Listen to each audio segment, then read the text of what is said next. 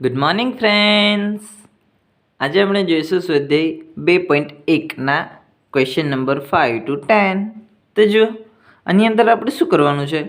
Cos inverse -1/2 છે. Cos inverse -1/2. તો સૌથી પહેલાં તો અહીં આગળ આપણે ફોર્મ્યુલાનો યુઝ કરવો પડશે. કોસ ઇન્વર્સ અહીં આગળ માઇનસ છે, જુઓ.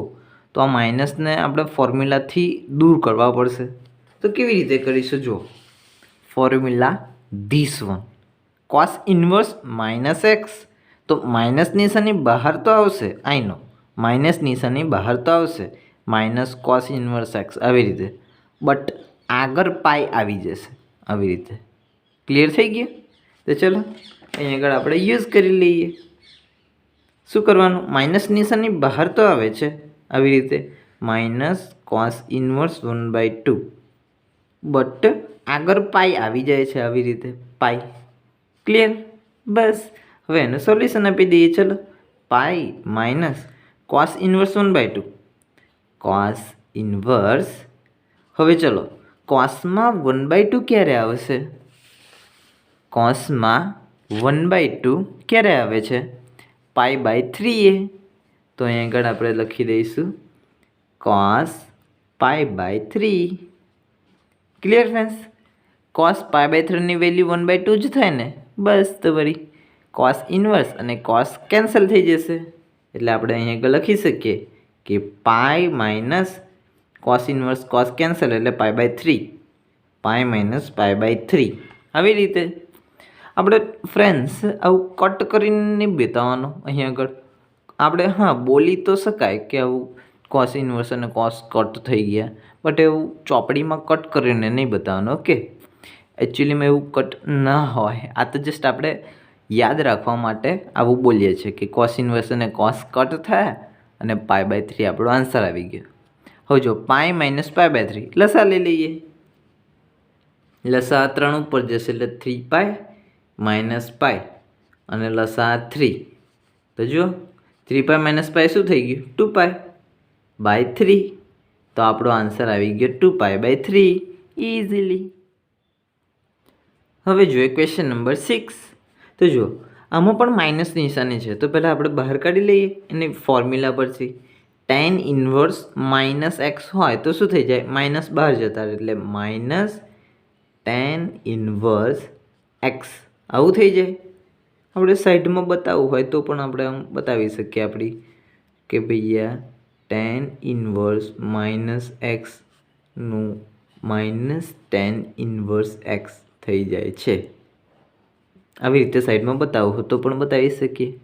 હવે જો આપણે થિંકિંગ કરવાનું કે tan ઇન્વર્સ યાની કે 1 છે, tan ઇન્વર્સ 1 છે, તો ટેનમાં 1 ક્યારે આવશે? Minus tan inverse. હવે 1 ક્યારે આવશે ટેનમાં? તો ચલો tan જોઈએ, આ બાજુ 1 જોઈએ, તો ક્યારે આવે છે? જો π/4 તો આપણે લખી દઈશું tan π/4 ની વેલ્યુ થાય છે 1. tan π/4 ની વેલ્યુ થાય છે 1. તો 1 ની જગ્યાએ મેં આ લખી દીધું tan π/4. હવે જો tan ઇન્વર્સ અને tan કેન્સલ એટલે આપણો આન્સર આવી ગયો π/4 ઇઝીલી. હવે જોઈએ ક્વેશ્ચન નંબર 7. તો જો sec ઇન્વર્સ 2/√3 છે. તો આની અંદર માઇનસ નથી એટલે આપણે ફોર્મ્યુલા લખાવવાની ઝંઝટ જ નહીં. તો જુઓ, સેકમાં 2/√3 ક્યારે આવે છે? બસ ખાલી આપણે આટલું ચેક કરવાનું છે. તો જોઈ લો, સેક આ રહ્યો, 2/√3 આ રહ્યો. તો બસ સેકમાં 2/√3 ક્યારે આવે છે? જો π/6 છે, તો આપણે વેલ્યુ કેવી રીતે લખીશું? સેક π/6 ની વેલ્યુ થાય આવડી જાય.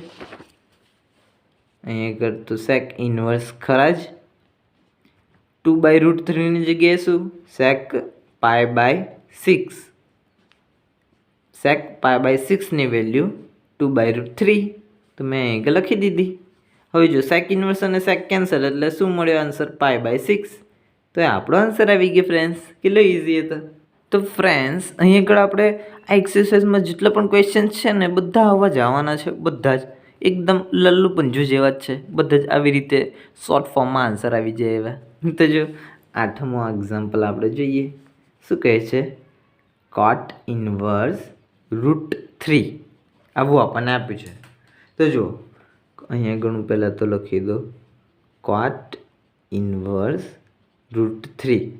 અહીં આગળ માઇનસ અંદર નથી તો આપણે સૂત્ર વાપરવાની ઝંઝટ જ નહીં. ખાલી વિચારવાનું કે કોટમાં √3 ક્યારે આવે છે એવું જ. તો હું પહેલાં તો કોટ ઇન્વર્સ લખી દઉં. હવે આ √3ની વાત કરીએ કે કોટમાં √3 ક્યારે આવે છે. જુઓ કોટ આવ્યો એમાં √3 ક્યારે આવે છે? π/6 છે. તો આપણે લખીશું કોટ π/6ની વેલ્યુ થાય છે √3. કોટ π/6ની વેલ્યુ થાય છે √3. આની જગ્યાએ આપણે આ લખ્યું. હવે કોટ ઇન્વર્સ અને કોટ कैंसिल થયો અને आंसर मिल गया π/6. आई नो फ्रेंड्स, अगर ये एग्जाम्पल आपको क्वेश्चन में एग्जाम में आए तो आप एकदम आसानी से कर पाओगे, एकदम आसानी से. सिर्फ आपको एक ही चीज़ याद रखनी है, ये टेबल ये तो आपने 10th में याद किया ही है. 10th में ये वही तो है. और આ આપણું શું છે? સૂત્ર. બસ આપણે આટલું જ યાદ રાખવાનું, આ સૂત્રો અને આ ટેબલ, બસ. ફરી આ એક્ઝામ્પલ તો આખી એક્સરસાઇઝ એકદમ ચપટી વગાડીને થઈ જશે. તો ચલો હવે જોઈએ આપણે 9મો એક્ઝામ્પલ. Cos inverse -1/√2. તો જુઓ સૌથી પહેલાં તો આને સોલ્વ કેવી રીતે કરીશું? માઇનસ છે તો આની આપણે ફોર્મ્યુલા યુઝ કરવી પડશે. કોસ ઇન્વર્સ -x હોય તો શું થઈ જાય? માઇનસ નિશાનની બહાર તો આવે. આવી રીતે જો માઇનસ કોસ ઇન્વર્સ 1/√2 માઇનસ નિશાનની બહાર તો આવે છે બધામાં. આપણે કોઈ પણ આપણે ઇન્વર્સવાળું હોય માઇનસ નિશાનની બહાર તો આવે જ છે. જો આમાં પણ માઇનસ નિશાનની બહાર આવી, આમાં પણ બહાર આવી, આમાં પણ બહાર આવી, બધામાં જો માઇનસ નિશાનની બહાર તો નીકળી જ જાય છે. બટ કોસ, સેક અને કોટમાં આગળ પાય આવી જાય છે. બસ આટલો જ ડિફરન્સ છે. તો અહીં કોસ છે તો હું આગળ પાય લખી દઉં ને હવે આને સોલ્વ કરી દઈએ. ચલો પાય માઇનસ કોસ ઇન્વર્સ. હવે ચલો કોસમાં 1/√2 ક્યારે આવે છે એટલું જ આપણે જાણવાનું છે. તો જુઓ કોસમાં 1/√2 આ કોસ છે 1/√2 π/4 આવે છે. એટલો એનો મીન્સ એવો થાય કે કોસ π/4ની વેલ્યુ શું થાય? 1/√2. તો આપણે અહીં લખી દઈશું કોસ π/4ની વેલ્યુ થાય 1/√2. તો અહીં આગળ જો કોસ ઇન્વર્સ અને કોસ કેન્સલ થઈ જશે એટલે પાઈ માઇનસ π/4 ને અહીં આપણે લસા લઈશું એટલે 4π - π છેદમાં લસા અને 4π - π શું થાય? 3π/4. હા આપણો આન્સર આવી ગયો ફ્રેન્ડ્સ.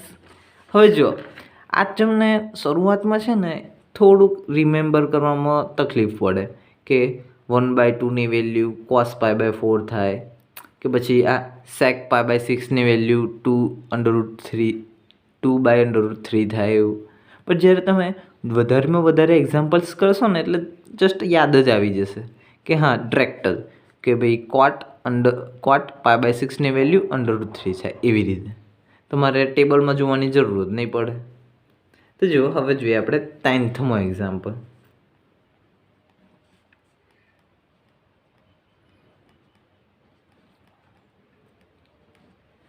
Cosec inverse -√2.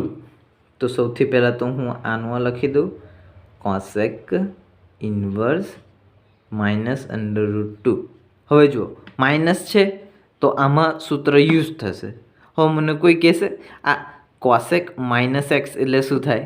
માઇનસ બહાર આવી જશે જસ્ટ આવી રીતે માઇનસ કોસેક ઇન્વર્સ √2. બસ આગળ પાઈ તો ક્યારે લાગે? કોસ હોય, સેક હોય અને કોટ હોય. આ ત્રણમાં જ કોસ, સેક અને કોટ આ ત્રણમાં જ આગળ પાઈ લાગે છે. બાકી બધામાં તો બહુ છાનામાના બેસી રહે છે, ખાલી માઇનસ બહાર કાઢી લે છે. બસ બહુ તામઝામ નથી કરાવતા. Cosec inverse √2. કોસેકમાં √2 આન્સર ક્યારે આવશે? કોસેકમાં √2 આન્સર ક્યારે આવશે? તો જુઓ π/4 તો આપણે લખીશું અહીં આગળ કોસેક આ √2 ની જગ્યાએ કોસેક π/4. આપણે √2 ની વેલ્યુ શું થાય કોસેક π/4 સોરી કોસેક π/4 ની વેલ્યુ શું થાય √2 એમ. તો જુઓ કોસેક ઇન્વર્સ અને કોસેક કેન્સલ એટલે આપણો આન્સર મળી ગયો -π/4. માઇનસ તો આપણા હતા જ આર્ય આપણે બહાર કાઢ્યા તે ક્લિયર ફ્રેન્ડ્સ. સો આ સાથે આપણે 10thનું એક્ઝામ્પલ પણ ક્લિયર કરી દીધું. સો ફ્રેન્ડ્સ આ વિડીયો તમને ગમ્યો હોય તો like comment share and subscribe કરજો. તો હવે મળીએ આપણે આવતી વિડીયોમાં. Tata bye bye see you.